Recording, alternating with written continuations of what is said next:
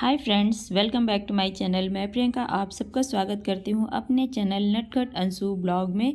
और आशा करती हूँ कि आप सब ठीक होंगे। तो अभी सुबह का पहर है और करीब 6 बज रहे हैं और मैं आ गई हूँ किचन में, क्योंकि अभी सुबह में मेरे घर में सबसे पहले सभी लोग चाय पीते हैं, तो बस चाय बनाने के लिए आई हूँ। और सभी के घर में अलग अलग आदत होती है, सुबह में कोई कुछ भी यूज़ कर सकता है, पानी वगैरह। तो हम लोग पानी पीने के बाद डायरेक्ट चाय ही पीते हैं। तो मैंने पहले चाय रख दी है बनने के लिए और उसके बाद मैं अपने बाकी के सारे काम करूँगी, क्योंकि हस्बैंड जी मेरे 7:30 बजे यहाँ से चले जाएंगे, तो मुझे अभी खाना भी बनाना है, इसलिए मैं थोड़ा जल्दी से काम करती हूँ। तो जो जितना काम हो सकता है उतना मैं रात में ही कर लेती हूँ। और ताकि मुझे ना बाकी सुबह में लंच बनाने में, टिफ़िन बनाने में कोई मतलब देरी ना हो, मैं फटाफट से टिफ़िन बना लूँ। तो साथ के साथ मैं डिब्बे भी सही कर दे रही हूँ जितने भी रखे हुए हैं, और चाय मेरी बन चुकी है। और इसके बाद ना मैं सबको चाय दे दूँगी। अभी मम्मी नहीं ब्रश की हैं, तो इसलिए वो चाय नहीं पी रही हैं। और आज मैं टिफ़िन के लिए ना ये कुंदरू की सब्ज़ी बना रही हूँ, और ये मेरे घर में फ़र्स्ट टाइम बन रही है, क्योंकि इससे पहले हम लोगों ने कुंदरू की सब्ज़ी नहीं बनाई है। लेकिन हाँ, चाची मेरी बनाती हैं, तो उनके पास मैंने खाया है, तो वो अच्छी लगी थी, इसलिए मैंने मंगाया है। तो अभी वही मैं काट रही हूँ सब्ज़ी, और साथ में मेरी अंशु भी उठ गई है और वो भी चाय बिस्किट खा रही है।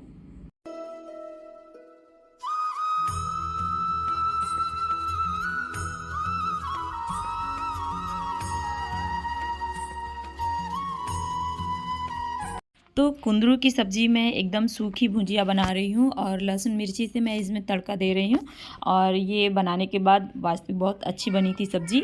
मेरे हस्बैंड भी बोल रहे थे कि अच्छी बनी हुई है। और उसके बाद फटाफट से मैं ना रोटी सेक लूँगी, क्योंकि मुझे टिफ़िन देना है और लेट हो रहा है।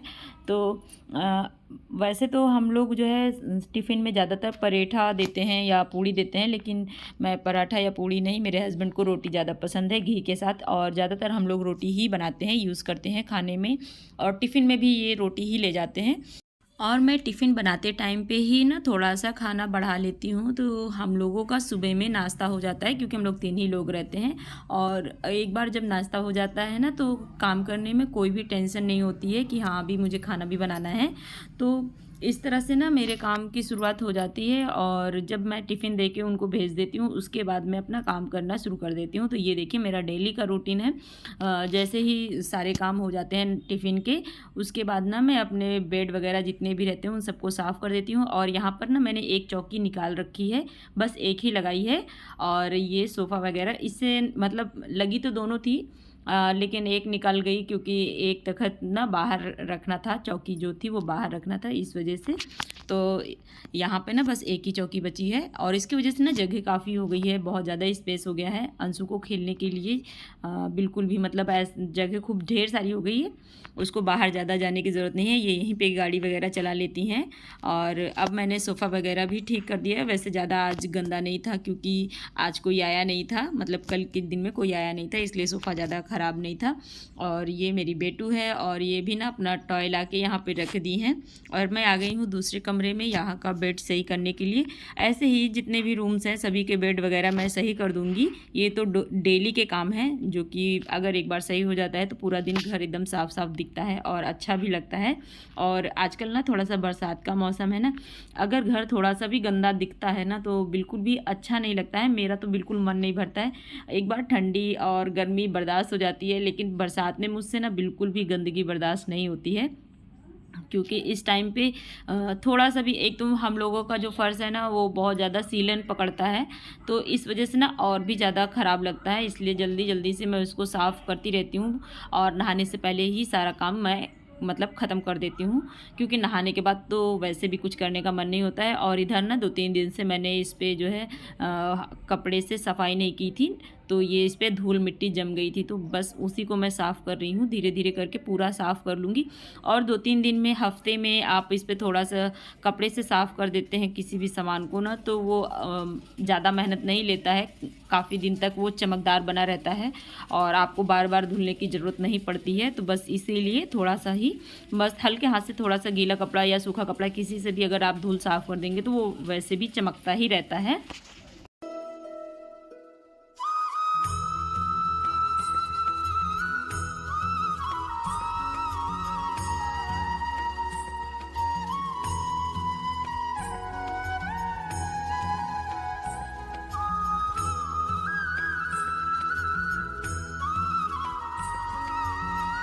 तो मैं आपको ना खिड़की से बाहर का व्यू दिखा रही हूँ। बहुत ही ज़्यादा सुंदर लगता है जब खिड़की अगर आप खोलिए ना, तो बाहर बहुत ज़्यादा ही सुंदर सुंदर इस टाइम पे फूल खिल रखे हैं।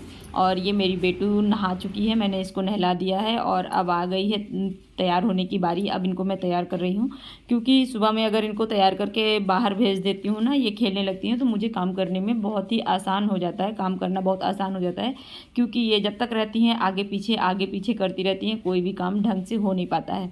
अभी मैं तैयार कर दूँगी तो ये ना चाची के घर चली जाएंगी और वहाँ पर चाची के बच्चे हैं, उन लोगों के साथ ये बहुत अच्छे से खेलती हैं। यहाँ पे तो एकदम अकेली हो जाती है, इसलिए थोड़ा सा कम खेल पाती हैं।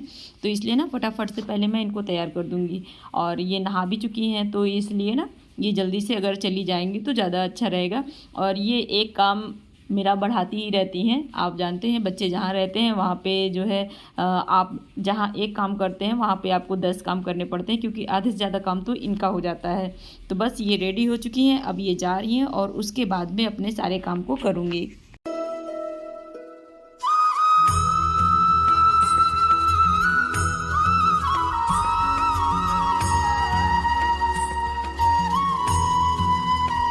तो अंशु खाना वगैरह खा के जा चुकी हैं और मैं आ गई हूँ पोछा लगाने के लिए। झाड़ू मैंने पहले ही लगा रखा था और जितनी भी डस्टिंग थी वो सारी मैंने कर दी है। और मम्मी भी मेरी नहा के आ चुकी हैं, अब बस मेरा नहाना बाकी है। और मुझे थोड़ा आज टाइम लगेगा नहाने में, क्योंकि देखिए सावन शुरू हो चुका है, तो सावन में थोड़ा पूजा लंबी हो जाती है और इसलिए ना मैं सारे काम करके ही नहा रही हूँ, ताकि जो है थोड़ा सा भी पूजा करने में जो टाइम लगता है उसकी वजह से और सारे काम ना रुक जाएं। और नहाने के बाद ना तो वैसे भी कुछ करने का मन नहीं होता है, तो सारी तैयारी मैं बाद में करूँगी। तो अभी सभी लोगों को ना सावन की ढेर सारी बधाइयाँ।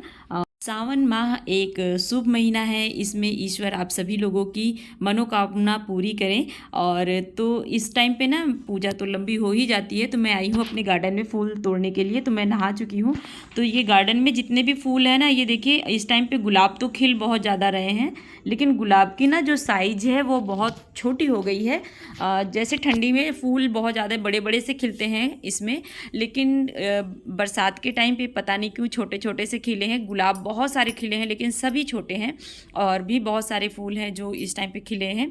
तो मेरी मेन पूजा तो सावन में जो है ना, हम लोग चौरा है हमारे यहाँ, चौरा में ही पूजा करते हैं, जल वगैरह वहीं पे चढ़ाते हैं। हमारे यहाँ जितनी भी मेन पूजा होती है वहीं पे होती है, शुभ दिन मतलब खास दिन पे जो भी होती है। और बाकी के तो सारे दिन तो मैं अपने घर के अंदर ही जो मेरी मंदिर है मैं उसमें ही पूजा कर लेती हूँ। खास समय पर मैं चौरा पे जाती हूँ जल चढ़ाने के लिए। इस टाइम पे देखिए ये पिंक वाला गुलाब है, इसमें भी बहुत सारे फूल आए हैं और इतना ज़्यादा पानी की वजह से झड़ भी जाता है, जो कि मतलब अगर मैं वीडियो शूट करूँ तो आपको दिखाऊँ भी। अभी तो मैंने शूट नहीं किया है, लेकिन ये जितने हैं ना सारे बहुत सारे फूल खिले थे, सब झड़ गए हैं। और आ गई हूँ मैं मंदिर में अपनी पूजा करने के लिए। इसके बाद मैं बाहर जाऊँगी जल चढ़ाने के लिए। तो मुझसे जैसे बनती है वैसे मैं पूजा करती हूँ। डेली मैं जैसे पूजा करती हूँ बस उसी तरह से करती हूँ, कुछ अलग से पूजा नहीं करती हूँ। तो फ्रेंड्स, अगर आपको मेरा ब्लॉग पसंद आया हो तो प्लीज़ मेरे चैनल को लाइक कीजिए, सब्सक्राइब कीजिए और मुझे सपोर्ट कीजिए। और फिर से मिलते हैं आपके साथ नए ब्लॉग में, तब तक के लिए बाय फ्रेंड्स।